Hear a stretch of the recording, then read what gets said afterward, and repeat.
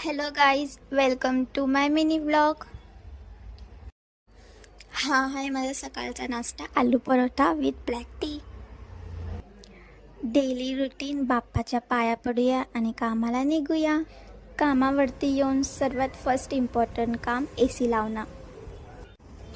AC लावल्यानंतर आपण आपला PC चालू करू. ठीक आहे, आपला PC चालू झालेला आहे. लंच टाईम झालेला आहे आणि मी लंचला डाळ भात आणलेला आहे.